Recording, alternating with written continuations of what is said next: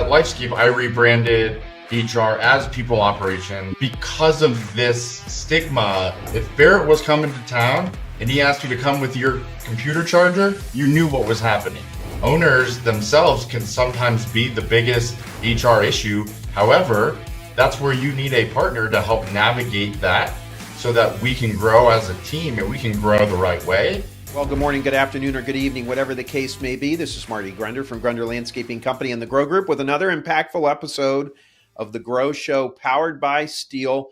This week, we have Barrett Chow, one of our awesome peer group facilitators and an expert in talent acquisition and company cultures from McFarlin Stanford. He's going to be with us. Can't wait. It's going to be fun.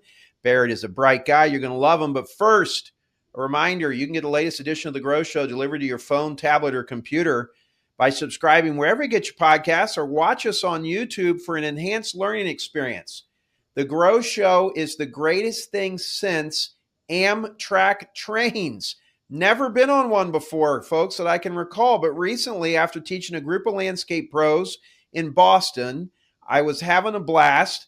And my wife and I, who hardly ever travels with me, she went with me and she tagged along. And when we were done in Boston, we took the train from Boston to Stamford, Connecticut to visit my daughter and son-in-law and my precious 11-month-old granddaughter. And the train was clean. It was safe. It was easy. It was way better than going back to Logan National, taking a flight to LaGuardia, and then driving to my daughter's place. I liked it so much. I told my son-in-law, who was a tremendous college baseball player and loves baseball, that we need to go to a Red Sox game via the train next year. So we're going to do that. I haven't been to Fenway Park since I was 12 years old, folks. So if you have a chance, try a train, okay? I was pretty impressed with it, actually. Maybe some of you are already big fans of the train. Maybe some of you will try it next time. I'm going to guess, being in Denver, Colorado for a time period, Barrett, you might have been a fan of the train. So on the Grow Show powered by Steel, Barrett, how are you today? I'm doing great. Thanks so much for having me, Marty. Have you ever been on a train? I have been on a train. We actually have a few trains down here. We have the infamous ski train that takes you from Denver to Winter Park. So you don't have to fight the I-70 traffic anymore, and you get to go skiing and come back, and you don't have to fight the weather, the traffic, or anything else that gets you done up there. So it's a great train to take. It sounds like it. Well, I'm going to do it again. I was pretty impressed. So listen, you're a coach with McFarlin Stanford. Tell us a little bit about your work experience and how you became a coach and how you got to where you are right now. Yeah, so for me, it's definitely been a journey. I started my career in HR in professional sports. I started working with the PGA Tour and the LPGA right out of college. That's actually where I learned the word agronomy. Wow. And then from there, I worked in private travel and even did a stint in software before I landed in the green industry with LifeScape Colorado. It's where I met you. It's where I met everybody at McFarlin Stanford as well. And, you know, being a client of McFarlin Stanford is actually what started to open my eyes to being a coach. I was able to transition into coaching after exploring yet another industry in civil engineering, but I made it a point to come back to the industry that I loved the most. And that's this green industry that we work in now. But, you know, I also coach quite a bit outside of my career as a coach. I've been a mentor for the Leeds School of Business for over a decade now, which is hard to say that I've been out of school for over a decade, but I've been coaching sophomores and juniors and seniors on how to find their place in their career. So I thought it was a pretty natural fit to help continue to coach business leaders in growing their companies. I always love it when I hear somebody wasn't born and raised in our industry and they get in the green industry and they love it. Why do you like it so much? The makeup of our industry is unlike any I've really seen, right? We really do give back to not only the industry, but to each other more so than any other industry out there. I mean, I think we can all agree that software can be pretty cutthroat, and we've seen other industries that there's just so much competition nationally or so much pride in their brand that they don't want to share or they don't have anybody to share with. Whereas think this industry has done an amazing job of coming together from all different sorts of events and conferences that really bring us together, not to pit us against each other, but to actually share and grow with each other. And I don't know why that is. I don't know if it's because the industry is maybe rooted in a lot of independently owned businesses. I mean, we've obviously seen great consolidation in the last 5 years, but I don't know it any other way, Barrett. This is all I've ever done. So I'm always flattered to hear that, and I like hearing that. And I think that is something. We have a few members of our team here at Grunder Landscaping that have said the same thing. Like, they can't believe how much sharing goes on in our industry. One was from the tech industry, Barrett, similar to what you said. It's cutthroat. I think people are afraid they're going to take the information they share with you and use it to hurt themselves, so that they don't want to share it. And that's just not what our industry is. I mean, you certainly see all the sharing that goes in our peer groups, in our partnership with McFarlin Stanford, the ACE peer groups that I started 24 years ago. You've seen the sharing that goes on there. That's the whole power of the group. Yeah. And, I even got to experience it as a client too, right? Yeah.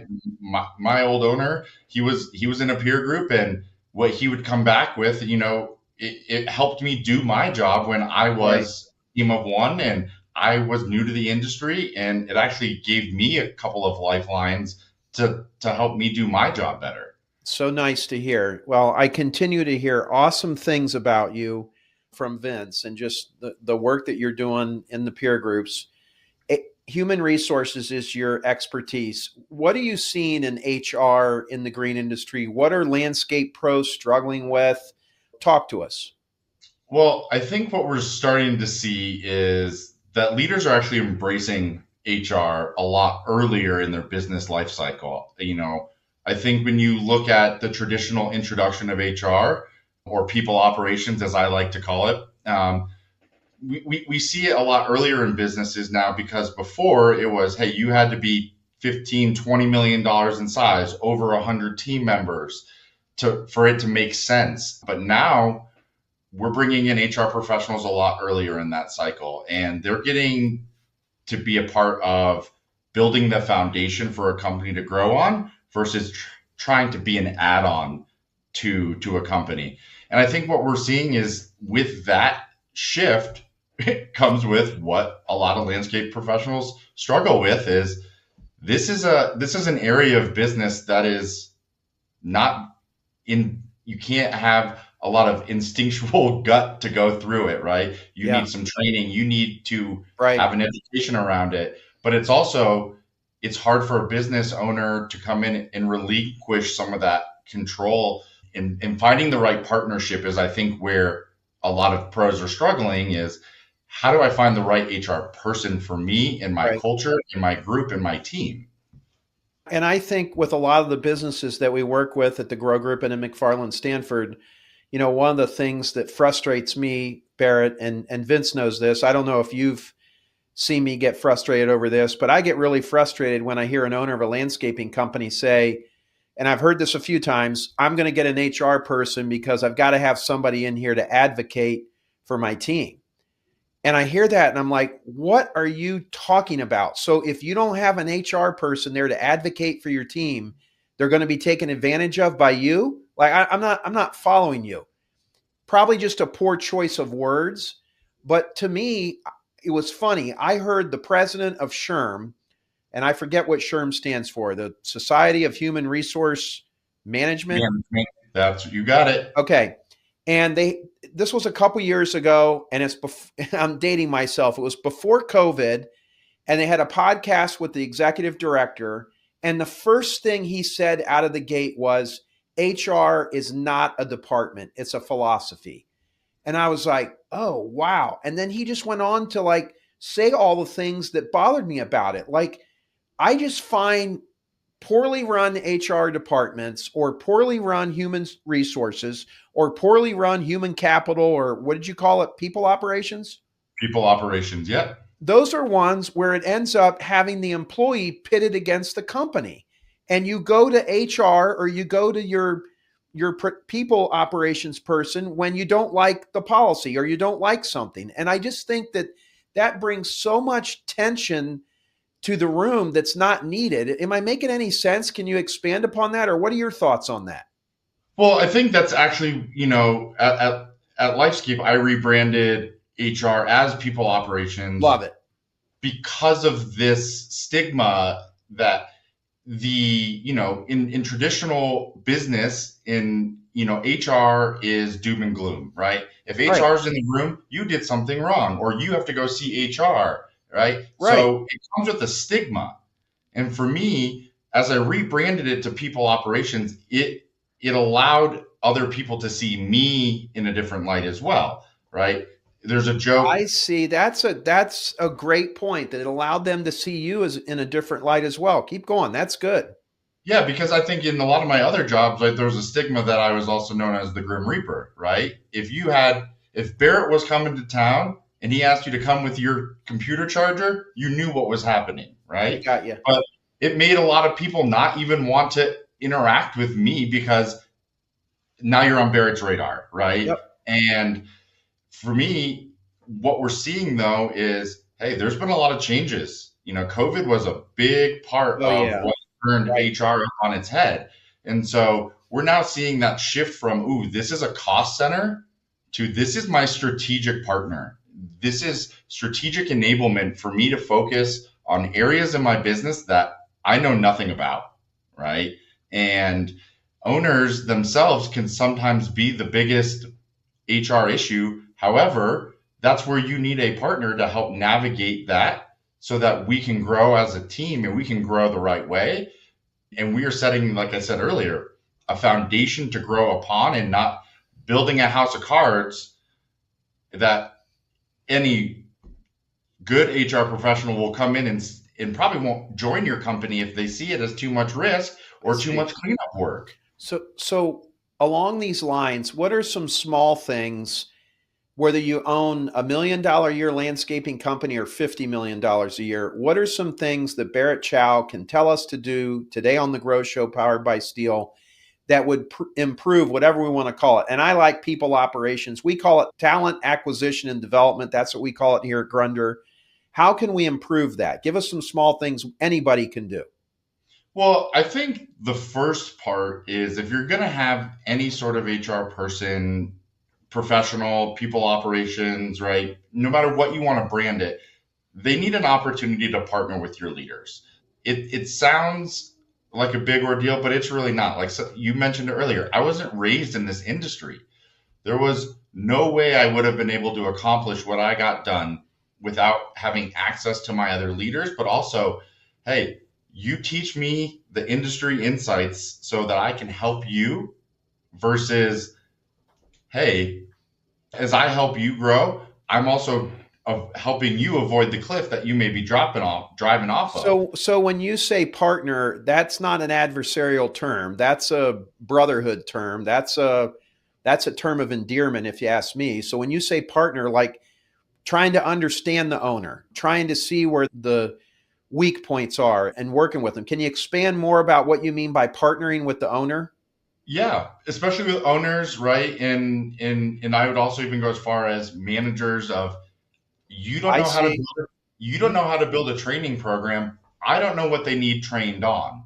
So if we come together, you give me the content, I structure the program.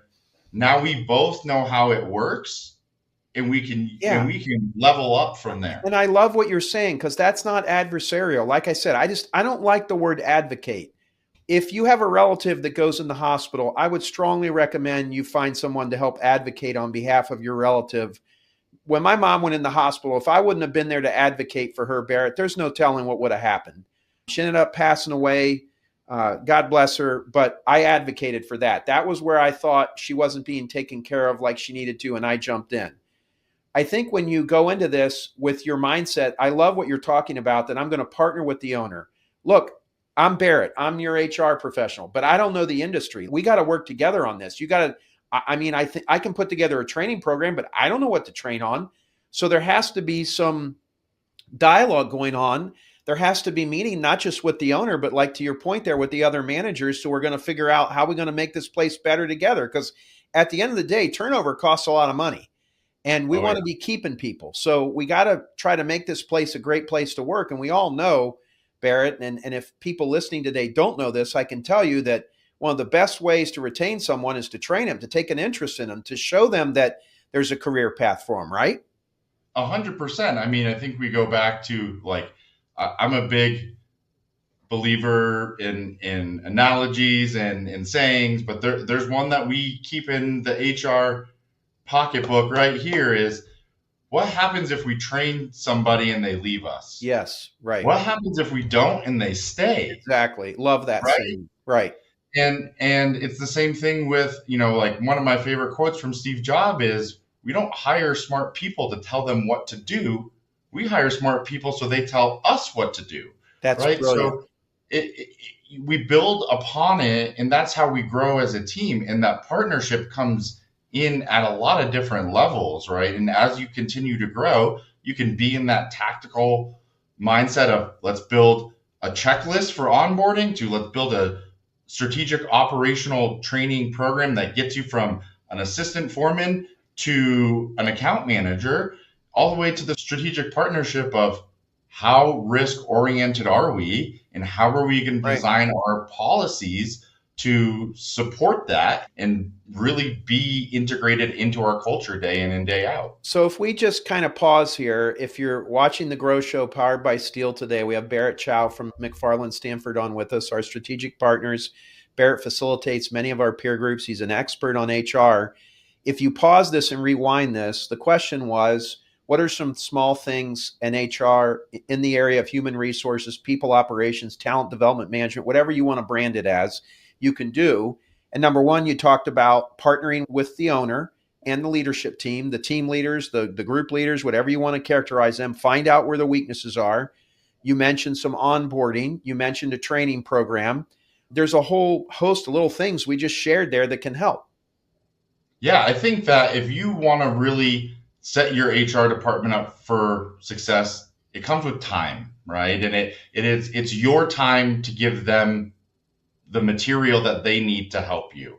To try to learn a new industry and do it is tough. But if you can meet them halfway and give them some of those things, give them what you have as a checklist. Let them build upon it. Let them enhance it, right? Don't shove them in a corner and feed them Right. paperwork and Right. homework, because that doesn't make them effective what they Well, are. and you just touched on something. So I've always felt there were two sides to talent management, HR, whatever we're going to call it. There's the compliance side, which are the legalities, the things you have to do. You're required by law to do it. And then there's the human side, which is, I don't like my boss or whatever the situations are. What had developed here at Grunder Landscaping, Barrett, was it had developed into this terrible us versus them spot where if you didn't like what your manager told you, you ran to our HR person, and we didn't like where it was going. And we put an end to it, made some changes, got it back. And part of the changes, Barrett, was teaching our group leaders, which are responsible. We have 5 group leaders here. They're each responsible for between 5 and 12 crews. If they're construction or paver crews, 5 or 6 is about all they can handle. If they're mowing and maintenance, the mowing guys got 12 crews. The work is a little easier to understand. It's still a lot of guys to handle, but we're teaching them how to lead better. We're putting them through training. We're doing Strengths Finder. We're learning how to work with them better. We're doing role playing. We're doing scenarios. How do you handle telling Billy that he's got body odor and it doesn't work here? How do you tell Billy that people don't like working with him and he's going to have to soften his tone if he wants to stay? How do you do all those things? And we're making progress. And when we've essentially, Barrett, we've eliminated a lot of this baloney that was going on. I call it baloney, that was going on where you had a personality conflict more than anything else. So you just ran up to the HR person to bellyache about them. And look, we're adults. Some of this stuff you got to figure out how to work with. Is any of what I'm saying making sense, or do you disagree? Give me some color on what I just laid down there. Yeah, I think that when you have that type of situation where it's us versus them, HR is typically stuck in the middle, Yes. right? Because Bad. we don't win in this scenario. Right. And that's where you burn out HR professionals, right? I Because see. I am trying to build a culture, but I have a line out my door, and I'm also getting pinched from the other side of I have other things to do, right? And Right. when you There's start talking about, compliance things that are a yeah, lot, right? well, and we talk about this too a little bit, and there's two types of HR as well when we get into it. As you know, you may go from the compliance side and culture. I go transactional and transformative, I right? see. Your transactional HR is much more on the administration side that keeps the bus running, right? It's the fuel in the tank. It's what allows you to drive the bus day to day. And if you did get pulled over, hey, you have everything in order, right? And your transformational HR is, hey, where are we going? What am I plugging into the GPS? And how are we going to get there?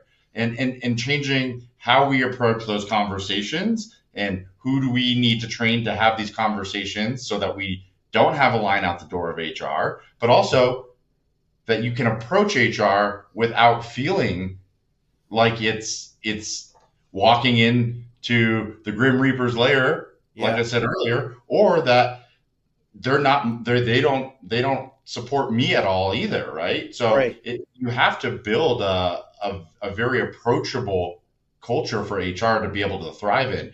When they're pinned in the middle between two fighting sides, it's a really no-win situation for an HR professional. You're saying it much more eloquently, and I appreciate the clarity that you've brought because I agree because that's what had developed here, and it wasn't healthy, and Yeah, it seemed in many ways we were getting ourselves involved in discussions that adults needed to have. Like, look, okay, you resent Paul because he's above you in the org chart. Figure out a way to get along with him better. And there were some team building things that we did. We did a survey and we tried to find out some of the, where were the issues. There was some struggles with the software that we use, Aspire, and they needed more training. And once they learned how to do some of that, man, it was amazing how much better that got. We yeah. put a bonus program in place that made the culture better. So I love what you're saying. I have a talk that I've given. Maybe you've seen it before, Barrett, and it's about keeping the front door open but the back door closed from an HR perspective. And what we mean by that is, or a human capital management, again, whatever word you want to insert there. There's this beautiful front door to your company. There's music playing.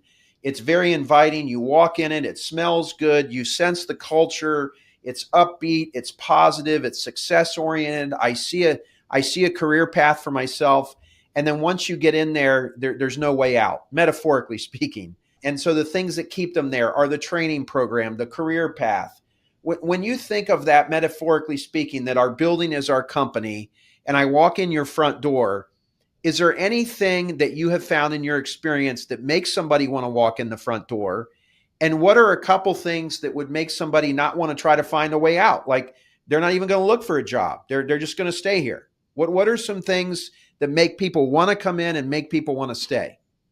Well, I think, we touched on it at the very beginning of, hey, right now, in the last 5 years, we've seen a lot of consolidation in our industry. Yes. And there's a lot of landscape companies out there. So what makes your company different, right? And why should people want to work here? I think that as what makes that front door attractive is when you can tell people what that is.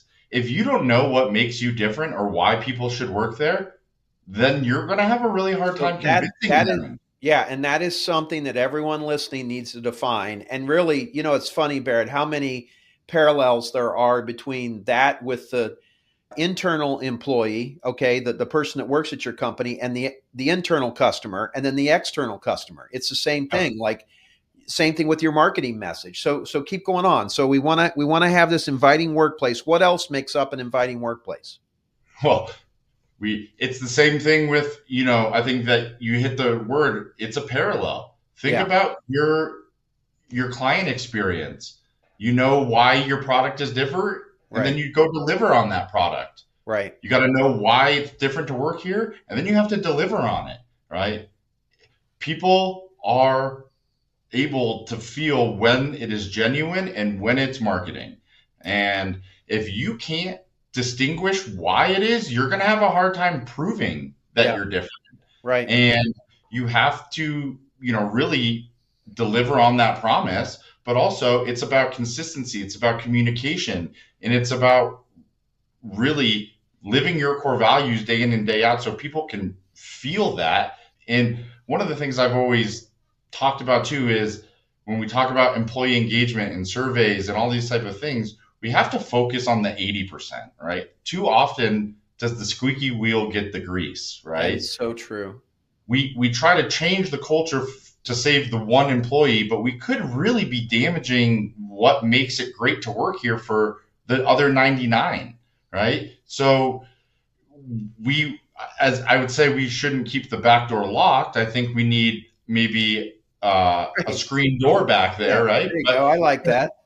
we want to be able to show some people the back door when Right. needed, but also I call them boomerangs, Marty, right? Sometimes you got to set some people out the back door for them to realize that they can come Yeah. back through the front door and they Yeah. can actually bring something better back too, Right. right? Because maybe they found out or understood some things you were doing that they didn't appreciate. They took it for granted. Is that what you mean? Not only that, but Maybe they I've also, grow up. yeah, but Yeah. in a lot of different ways, right? There's been times where I've had employees who are ready and able to be a project manager, but we don't have that availability for I them. see. I So see. I'm not going to stunt your career because that's where resentment Boy, grows. is that a Right? good point. Next year, next year, next year, it's Yeah. coming.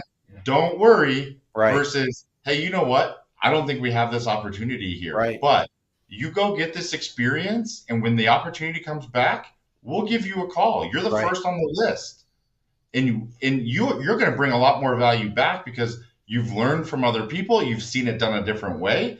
It's not necessarily that you're sending in a mole for them to figure it out. You're giving them the experience and you're giving them the freedom to say, this is how we treat our people. We know that this is what you want, and we're able to accept that we can't give it to you right now, but we hope that you see that this isn't how every company acts, Yeah. and that when you do come back, you come back better than you found it. That is great experience share. I love listening to that. I just came from our weekly leadership team meeting, and we had someone presented to us for a management position from outside the organization, and we were discussing her, and we're probably at this point not going to make an offer to her, not because we don't like her, but because for the position she's being considered for, we have at least 4 internal candidates that have been in our training,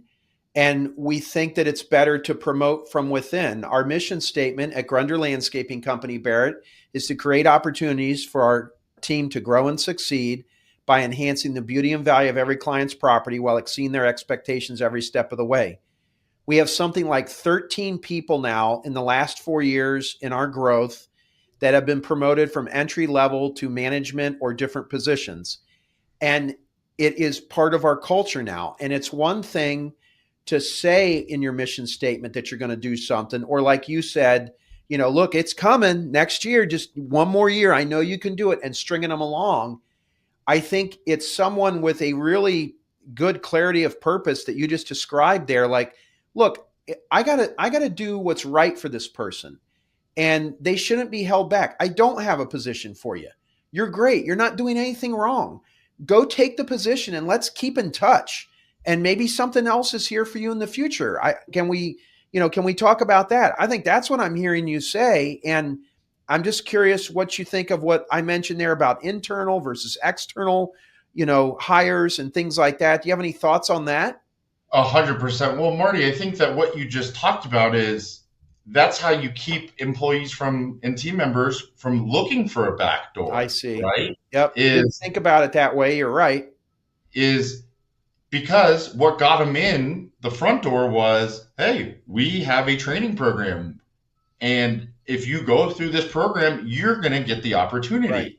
If you hire in somebody above it, especially with 4 people, that all that tells me is that training program, 1, doesn't work, and 2, that if I go through it, I'm I'm not going to be considered. They're just going to. It's another way for them to handcuff me to the desk and keep me here, Yep. right? And where is that back door, right? Right. Whereas, hey, we went through this process, and I think this would be valuable for people to know as well. Is hey, we looked outside, but we also believe that what we've done here and set you guys up will be successful, and we're betting on you. And that goes back to Love it. here's our promise, and now we're delivering on it. Love So, it. I think that when we talk about internal hiring, I think that the opportunities need to be presented. There's a time and there's a place. And if you are not able to promote from within and there are people who are in consideration, they need to understand the why. Right. Because when you start to level up a company, there are certain areas where we actually need a different perspective in order to grow. And you've been trained in our lens and our views. And we need somebody who has proven experience in managing $50 million versus five, right? It's Yep. a big gap. That gap is not something where I want you to learn on the job. That's a gap that I want you to be mentored for, right? That's why this person is coming in so that you can get better. Wonderful. Well, Barrett, you're going to be teaching at Grow in Dallas, Texas at Gene and Chris's Complete Land Sculpture, February 10th, 11th, and 12th. Details are always with our emails. Tell us a little bit about some of what you're going to be teaching. I have some other questions to ask you, but tell us a little bit about what's in store for when you teach at Grow. Well, I'm super excited for the topics this year. It's funny, our conversation today kind of naturally went there, but one of the topics I should say I'm going to be presenting on this year is 3 conversations every leader should master, and we're going to be talking about the importance of interviewing, right? Okay.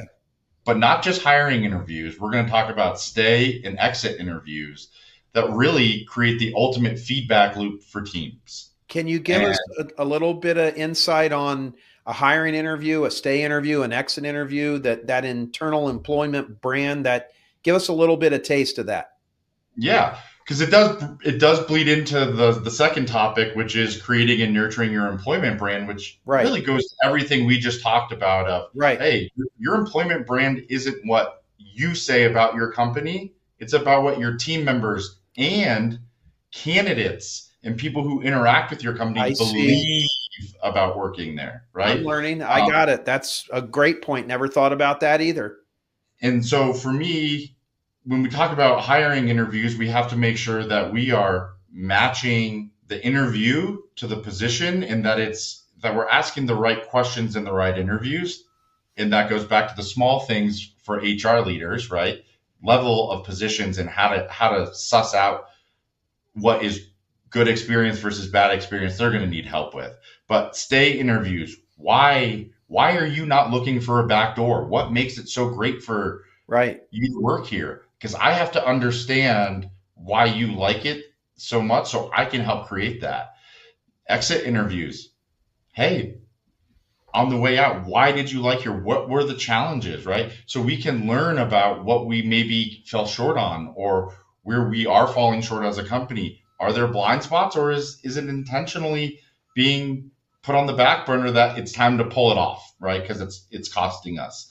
And so I think that having a little bit of insight to that feedback loop is something that we only focus on the front side of interviewing it and getting people in the door, Yeah. but we don't know, to your point, in your philosophy is we don't know why people aren't looking for the back door, Right.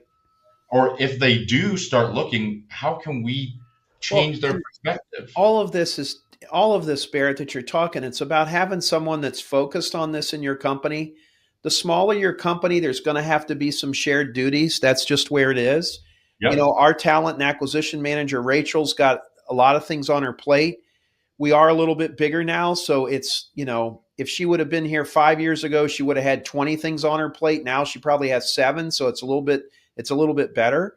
But Yep. having a dialogue going on with the team, like why did they leave? Is there a manager that's maybe the exit interview points to needing help? I know the stay interviews. One of the questions that I love to ask is, hey, listen, what kind of opportunity, if presented to you, would make you want to leave Grunder Landscaping?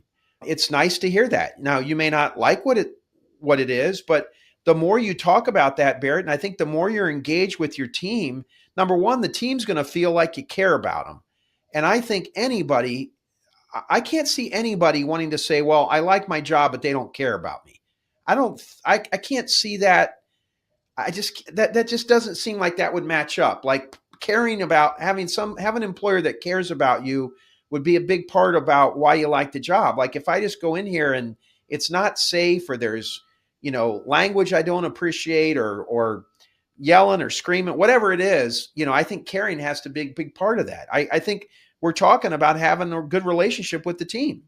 Yeah, well, I think what you're talking about a little bit there is and I actually brought an employment engagement guy on to talk about this explicitly in the Roots of Success podcast for McFarlin Stanford. Is you know engagement is what you do in your job. I see. Culture is how you get it done, Yep. right? Right. So as somebody who this is the only design build firm in town, and I'm a designer. I love what I do, but I hate who I do it for, I right? see. So I the see. next opportunity that Yes. comes around, I'm looking for it, right? Yep. But that's part of where those stay interviews really come into to play for an HR professional as well. Is it gives me a pulse on where my team is at. Yeah. Hey, John's a is a great designer, but I can tell you he's not happy Yeah. with us as a company and everything that we've put him through. The next time somebody gives him a call, he's gone. Yeah. But if we know that, one, we can try to make it better for John and maybe make that Right. save, turning him into a raving fan. Or, hey, we got to start backfilling. We got to start that process now, because it's not going to be long before he's not here, rather than getting caught by surprise and going, oh my gosh, I had no idea John was unhappy. Yeah. Which that can happen, especially when you get big, or you've been focused on a particular thing as the owner. Like maybe it's sales, or maybe there's a big job and I don't know, Barrett, I don't know if this happens to you. Do you ever like go into work one day and something now is incredibly clear to you and you can't believe you missed it? Oh, especially with people, And that's right? why, right. And that's why I think little disruptions like these stay interviews, exit interview, talking, going to lunch with your whoever's doing your human resource work in your company, or just not like going through the motions, like getting engaged in the business and doing a survey, trying to find out what's going on, like being aware and being engaged. But I know from time to time it gets difficult. My mother got uh, diagnosed with a brain tumor in October of 18. They said that she would probably make it a year. She lasted 100 days. And I was a mess, Barrett. I wasn't myself. Truth be known, I was probably battling depression during this. And I wasn't doing well at all. And thank God for my team. Like they picked things up. I don't know how many problems they handled without even getting it to me. And I kind of woke up maybe 5 or 6 months after my mom passed away, and I just kind of like, wow, welcome back. Like I had a major thing going on in my life, and I just wasn't myself. I mean, stuff like that happens. And I think that's why it's so important to, you know, do lunches with your management team, to, hear about the stay interviews, to hear about that. And if it was a good stay interview, to follow up with that team member to say, hey, I understand you talked to Barrett and things are going well for you. I just want to tell you thank you. I'm proud to have you here at our company. I look forward to growing with you. I just think there's so much that goes on there, benefit from talking and doing these things that we're discussing today. Yeah. Well, I think that goes to and this is maybe one of the bigger things you can do for your HR team, but as you grow, they need a seat at the table, right? They need to be Yes. involved, Right. because when they understand the long-term vision of the company, they are able to build and craft and guide the people Yes. with it, That is right? so smart. Yes. And if I don't understand the finances, you got to teach me so that I'm not out here spending money for no reason, right? And maybe I'm not giving people 18 uniforms, I'm giving them 5, right? And we're working our way in, or we're finding creative I solutions see. versus just throwing money or bodies at the problem. So you have an opportunity to engage with 10 to 12 landscapers several times a month in your peer groups. You're doing your accountability calls. We're going to Ace Connect shortly in Utah, Salt Lake City, the Montage. We're going to have a great time there. You're going to be teaching at Grow in February. What are you seeing? Do you have any predictions for 2026? Maybe they're business predictions. What do you see in store for those who want to win the HR game in 26? Let's tie a bow on this with some gold from Barrett Chow, please. Well, I would tell HR professionals and business owners to hold on to your hats, right? I think that based on, shaking my 8 ball from when I was in 5th grade, right? It's going to be a wild one. I think we're going to see a lot of cost increases, especially within employee benefits and corporate insurance. These rising costs, which we're seeing across a lot of areas right now, they're going to continue to put a pinch on middle managers in HR departments to do more with less. Okay. And the cost savings, the pinching, all of that we're already seeing it, is going to cause the talent pool to hesitate to make changes, right?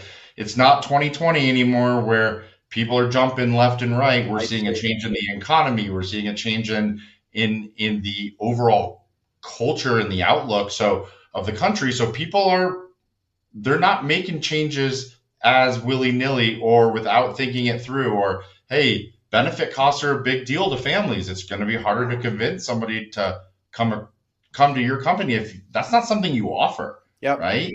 So it's going to put a big strain on there. And I think the next side of this is, how do we handle the integration of AI? AI is out there. It's no secret.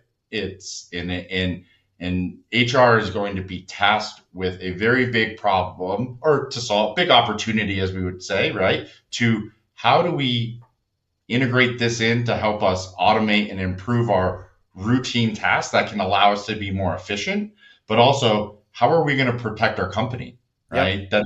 That's the other side of this, is that HR, I always say, is the shield that protects the company. And the shield that protects the company. Great point.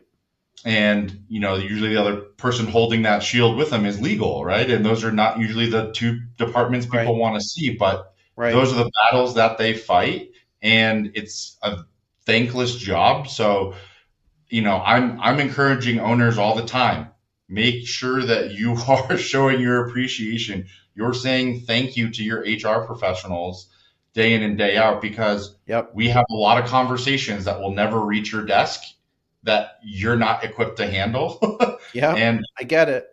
And I would also say that the emotional weight that some of these conversations carry, they come home with us, and it's hard for us. So I think we're only going to see more of those conversations, and it's going to be a wild 2026 based on the way 2025 is ending. Right. But there's a lot of good things coming out. And I think that where we see the HR landscape shifting is how do we continue to focus on what matters most, and that's the people.